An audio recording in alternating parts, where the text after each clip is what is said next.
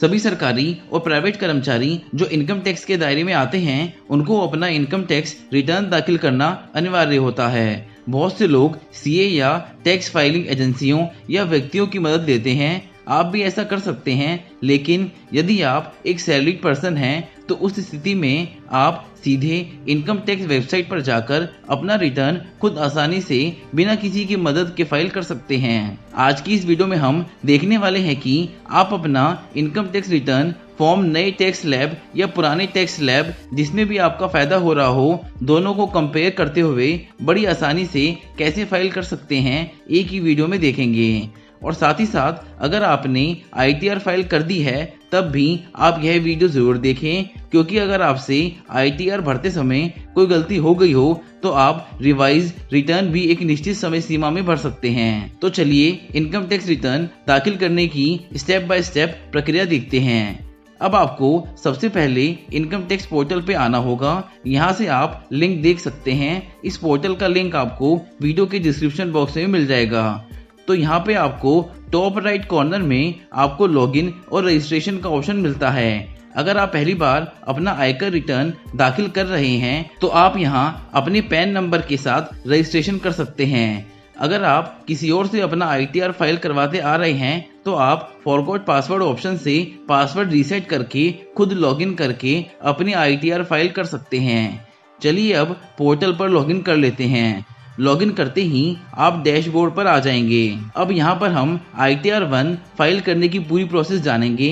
कई बार लोग गलती से गलत ITR फॉर्म चुन लेते हैं। अगर आपको कोई income share market, mutual funds, income from more than one house property आदि से हुई हो तो आपको ITR 2 या ITR 3 भरना पड़ सकता है। अब आपको इनकम टैक्स रिटर्न फाइल करने के लिए 3 चीजों की जरूरत पड़ेगी। सबसे पहले हमें फॉर्म 16 की आवश्यकता है, जो कि आप अपने एम्प्लॉयर से फॉर्म 16 प्राप्त कर सकते हैं, जिसमें आपको अपनी आय का सारा विवरण मिलता है, जहां आपने क्लेम का दावा किया है और आपकी टैक्सेबल इनकम कितनी है और उन्होंने कितना टैक्स काटा है। दूसरा, हमें फॉर्म 26 AS की जरूरत है, जिसमें हमारा TDS काटा जाता है, यानी सोर्स पर टैक्स कटौती की जाती है।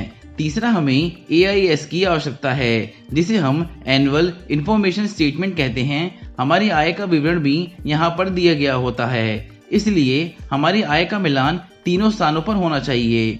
आगे अभी हम देखेंगे कि ये जानकारी फॉर्म 26 AS कैसे डाउनलोड करें और AIS में जानकारी कैसे देखें, पर आपको निश्चित रूप से अपने एम्प्लॉयर से फॉर्म 16 प्राप्त करना ही होगा।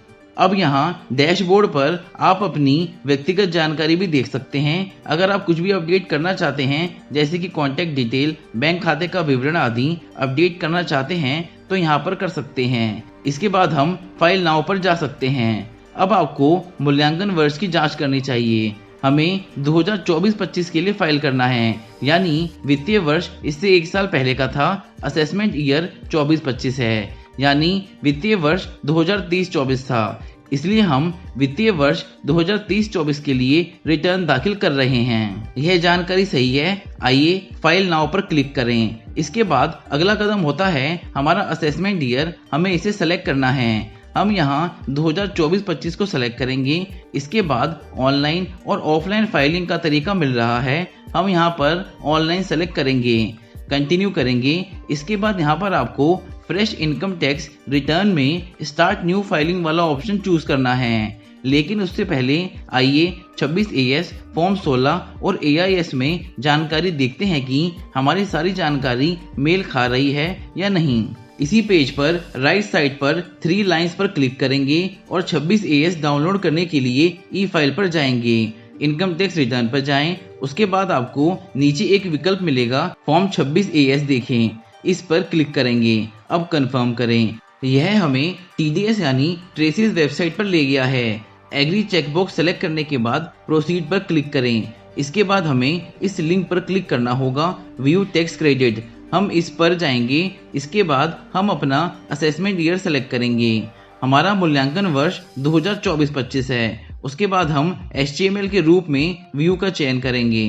फिर हम व्यू और डाउनलोड करें पर क्लिक करेंगे। इसके बाद हम एक्सपोर्ट एज PDF पर क्लिक करेंगे तो आपका फॉर्म 26AS यहाँ डाउनलोड हो जाएगा। इसके अलावा हमें AIS एनुअल इंफॉर्मेशन स्टेटमेंट भी निकालना है, जिसमें पूरे साल की income, TDS details, interest from saving accounts and deposit account आदि की डिटेल्स होगी। तो AIS के लिए हम इस ऑप्शन को सेलेक्ट करेंगे। अब प्रोसीड पर क्लिक करेंगे। यहाँ AIS पोर्टल खुल गया है। आप यहाँ AIS और TIS के डाउनलोड बटन को प्रेस करेंगे और फिर AIS की PDF फाइल डाउनलोड कर लेंगे। अब आप यहाँ देख सकते हैं कि AIS में सैलरी इनकम यहाँ शो हो रही है और साथ ही साथ TDS की जानकारी भी है। हमारे केस में TDS 0 है, मगर आपके केस में एडवांस टैक्स आदि हो सकता है, तो उसका मिलान जरूर कर लें। और साथ में इंटरेस्ट फ्रॉम सेविंग बैंक से टोटल 4,983 रुपये का जमा पर ब्याज आ रहा है और डिपॉजिट पर 11,634 का इंटरेस्ट भी है। अब हमें इन सभी जानकारियों का मिलान अपने फॉर्म 16 और 26AS से करना होगा। मैं यहाँ फॉर्म 16 देखता हूँ। आइए देखिए कि फॉर्म 16 में कितनी आय दिखाई जा रही है। यहाँ पर भुगतान की गई राशि 7,32,860 है, तो हमारी सैलरी इनकम यहाँ बिल्कुल मेल खा रही है। अब यहाँ हम फॉर्म 26AS में भी देख सकते हैं कि सैलरी की इनकम 7,32,860 दिखाई जा रही है, तो यह जानकारी भी सही है। AIS में भी सही सैलरी शो हो रही है। इसके साथ ही हमारे पास 4,983 का कुछ ब्याज भी था, वह यहाँ पर भी शो हो रहा है। तो हमने यहाँ इस जानकारी का मिलान किया है। जरूरी नहीं है कि इंटरेस्ट फ्रॉम सेविंग बैंक या डिपॉजिट्स की इनकम आपके फॉर्म 16 में मेंशन हो। आपको बस सैलरी इंफॉर्मेशन और tax deducted at source TDS को चेक करना है फॉर्म 26AS और AIS में। अगर आपकी सैलरी इनकम डिटेल्स में कोई भी मिसमैच हो तो उसे अपने एम्प्लॉयर से फॉर्म 16 में पहले ठीक जरूर करा लें, उसके बाद ही ITR फाइल करें। अब पोर्टल पर वापस चलते हैं। इस पेज पर यहाँ हम स्टार्ट न्यू फाइलिंग पर क्लिक करेंगे। स्टेटस एप्लीकेबल में इंडिविजुअल सेलेक्ट करना है। उसके बाद हमें कौन सा फॉर्म चुनना चाहिए आप यहाँ वेरीफाई कर सकते हैं। हालांकि यह जानकारी मैं आपके साथ पहले ही साझा कर चुका हूँ। हमारे मामले में हम ITR 1 दाखिल करने जा रहे हैं, तो हम यहाँ ITR 1 को सेलेक्ट करेंगे और यहाँ पे आपको ब्रीफ में लिखा हुआ भी मिलेगा कि किन के लिए ITR 1 एप्लीकेबल है और कौन ITR 1 फाइल नहीं कर सकते हैं। दोस्तों, अगर ITR फाइल करने से रिलेटेड आपका कोई डाउट है तो आप उसे कमेंट बॉक्स में जरूर पोस्ट कीजिए और आप हमारा WhatsApp ग्रुप भी ज्वाइन कर सकते हैं। और इस वीडियो को लाइक और शेयर जरूर कीजिए ताकि ज़्यादा से ज़्यादा लोगों की हेल्प हो सके।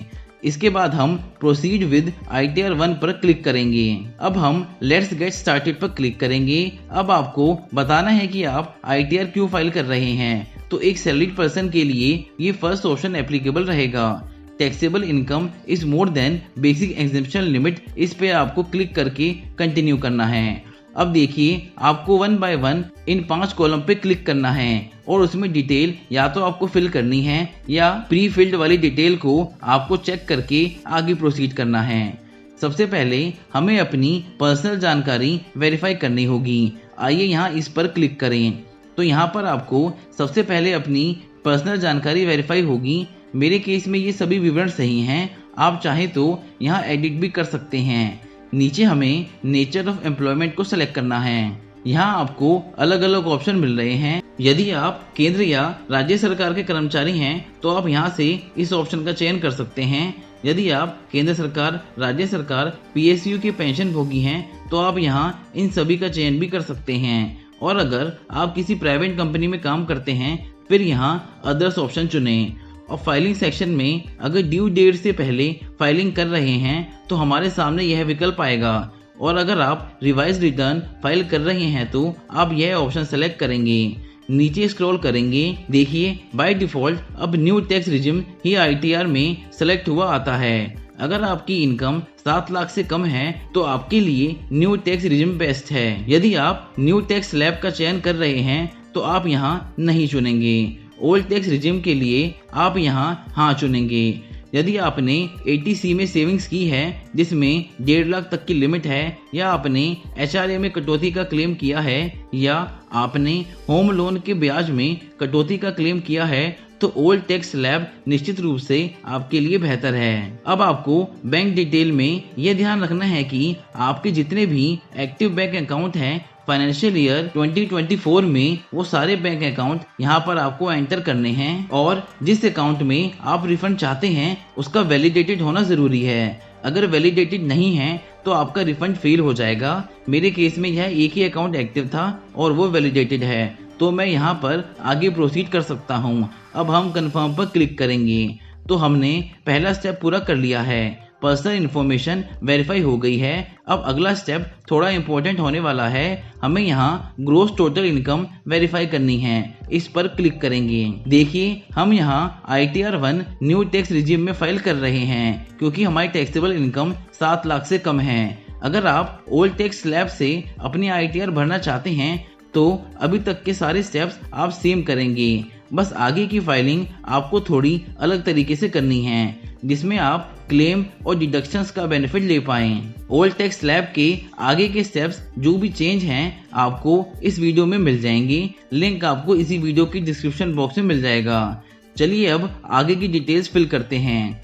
अब आपके सामने आप जो भी छूट लेना चाहें यहाँ ले सकते हैं, आप जिसके लिए भी एलिजिबल हैं आप इसे यहाँ सेलेक्ट कर लेंगे। यदि आपकी टूर या ट्रेवल की एक्सपेंडिचर है जिसके लिए आप छूट का दावा करना चाहते हैं फिर आप यहाँ पर क्लिक कर सकते हैं। हमारे केस में यह नहीं है। अगर आपको कोई ट्रांसपोर्ट अलाउंस मिलता है तो आप उसे क्लेम करने के लिए यस पर क्लिक करके अमाउंट फिल कर सकते हैं। इसके अलावा क्या आप सैलरी इनकम के अलावा किसी अन्य छूट का दावा करने के पात्र हैं? अगर आप क्लेम करना चाहते हैं तो कर सकते हैं, जो भी आपके लिए वैलिड हो। अब कंटिन्यू पर क्लिक करेंगे। अब देखिए यहाँ पर इनकम फ्रॉम सैलरी में ग्रोस टोटल इनकम फिल हुई है, इसे हम फॉर्म 16 से भी मिला सकते हैं। तो देखिए ग्रोस टोटल इनकम 7,32,860 है, तो हमारे फॉर्म 16 में भी यही दिखाता है और 26 AS और AIS में भी, तीनों में हमारी सैलरी डिटेल्स बिल्कुल ठीक हैं। अगर आपका इनकम डाटा पहले से ही भरा हुआ ना आए तो आप इस एडिट बटन से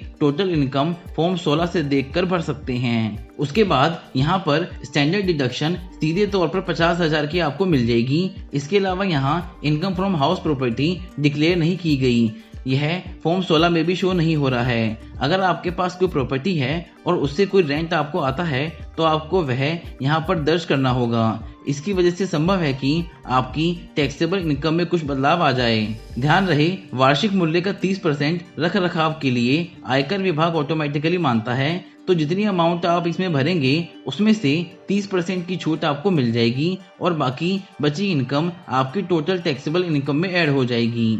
इसके अलावा अगर आपके 26 AS और AIS में कुछ अदर डिटेल्स भी आ रही हैं जैसे सेविंग बैंक का इंटरेस्ट हो गया, FD से मिलने वाला ब्याज आदि, तो इनकम फ्रॉम अदर सोर्सेज में ये सब ऐड होगा। यहाँ पर सेविंग्स बैंक खाते से ब्याज 4,983 रुपये है, इसे सेलेक्ट करेंगे और इंटरेस्ट फ्रॉम डिपॉजिट से 11,634 रुपये हैं, इसको भी सेलेक्ट कर लेंगे। तो अब ग्रोस टोटल इनकम बढ़ जाएगी और अब यह होती है। इसके अलावा अगर आपकी कोई एग्जेम्प्टेड इनकम है तो यहाँ पे रिपोर्टिंग पर्पस से यहाँ पर आप उसे शो कर सकते हैं। फॉर एग्जाम्पल आपकी कोई एग्रीकल्चर इनकम है जो 5,000 या उससे कम है तो आप यहाँ पे शो कर सकते हैं। अब हम कंफर्म करेंगे। अब हमने सेकंड स्टेप भी पूरा कर लिया है। थर्ड स्टेप टोटल डिडक्शंस का है। हमने यहाँ कौन सी कटौतियों का क्लेम किया है तो ये भी बहुत जरूरी है। आप जो भी टैक्स सेव करते हैं वह उन डिडक्शंस के कारण ही होता है। अब इस पर क्लिक करते हैं। अब न्यू टैक्स रिजीम में आप सिर्फ अगर आपका न्यू पेंशन स्कीम में इन्वेस्टमेंट है तो 80CCD2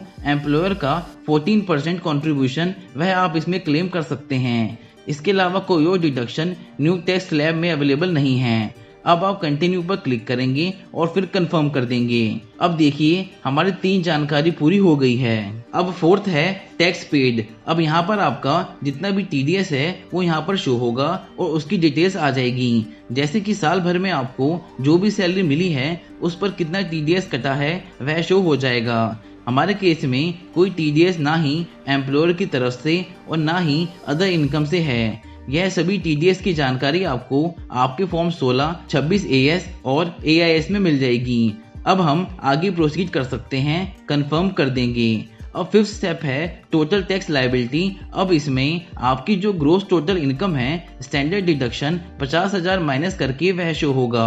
आपने कितनी टोटल डिडक्शंस अमाउंट 80 CCD2 को लेकर जो क्लेम करी है वह शो होगी। अब ये जो हमारी टैक्सेबल इनकम आई है वह 7 लाख के अंदर है और इस पे जो टैक्स बना है वो 24,948 का है। अब क्योंकि यहाँ पे हमारे टैक्सेबल इनकम 7 लाख के अंदर है तो हमारा ये टैक्स का पूरा रिबेट में एडजस्ट हो जाएगा, हमें कोई टैक्स नहीं पे करना होगा। तो आपका 25,000 तक का टैक्स जो होता है न्यू टैक्स स्लैब में वह माफ हो जाएगा। इसे हम कंफर्म करते हैं। यहाँ पर देखिए कि मेरी टैक्स लायबिलिटी है वो है 0, यानी मुझे किसी प्रकार का टैक्स नहीं पे करना है। मगर आपके केस में अगर आपके एम्प्लॉयर ने TDS काटा है और सभी डिडक्शंस फिल करने के बाद आपका टैक्स 0 आ रहा है तो आपके केस में आपको रिफंड मिल सकता है। तो जैसे ही मैं प्रोसीड पे क्लिक करूंगा तो you need to make a payment of 0 rupees. आपके केस में अगर आपका रिफंड इशू होना होगा तो लिखा आएगा you are eligible for refund of, जितनी भी अमाउंट होगी वह आएगा। प्रीव्यू रिटर्न कर लीजिए तो चेक मार्क कर लीजिए, देन प्रोसीड टू प्रीव्यू। यहाँ पर आपका पूरा ITR फॉर्म आ जाएगा, इसको आप एक बार चेक कर लेंगे। इसके बाद यहाँ पर प्रोसीड टू वैलिडेशन पे आपको क्लिक कर देना है। तो ऐसा करने से जो भी आपकी एरर होंगी ITR फॉर्म में वो यहाँ पर लिस्ट हो जाएंगी। एरर पर क्लिक करके आप उस एरर को ठीक भी कर सकते हैं। अगर कोई एरर नहीं होगा तो नो एरर फाउंड और वैलिडेशन सक्सेसफुल हो जाएगा। अब प्रोसीड टू वेरिफिकेशन करेंगे। अब आप आधार OTP के द्वारा अपनी रिटर्न ई-वेरीफाई कर सकते हैं। यहाँ पर ये फर्स्ट ऑप्शन आधार OTP को सेलेक्ट करेंगे अगर आपका मोबाइल नंबर आधार में रजिस्टर्ड है। अगर नहीं है तो आप नीचे दिए गए अदर ऑप्शन से भी रिटर्न वेरीफाई कर सकते हैं। अब आप आधार का OTP एंटर करेंगे और वेरीफाई कर देंगे। अब ये आपका आखिरी स्टेप है, please confirm submission of return, जिसमें अगर आप फाइनल सबमिट कर देंगे तो उसमें आप कोई भी मॉडिफिकेशन नहीं कर पाएंगे। हमने सारी डिटेल वेरीफाई कर ली हैं तो अब हम सबमिट कर सकते हैं। अब यह रिटर्न सक्सेसफुली फाइल हो चुकी है। आप इसका एक्नॉलेजमेंट नंबर या PDF फाइल अपने पास सेव करके जरूर रख लें। साथियों, आज की वीडियो में इतना ही। वीडियो हेल्पफुल लगी हो तो वीडियो को लाइक और शेयर जरूर कर दें और अगर आपने चैनल को अभी तक सब्सक्राइब नहीं किया है तो सब्सक्राइब भी जरूर कर लें। जय हिंद।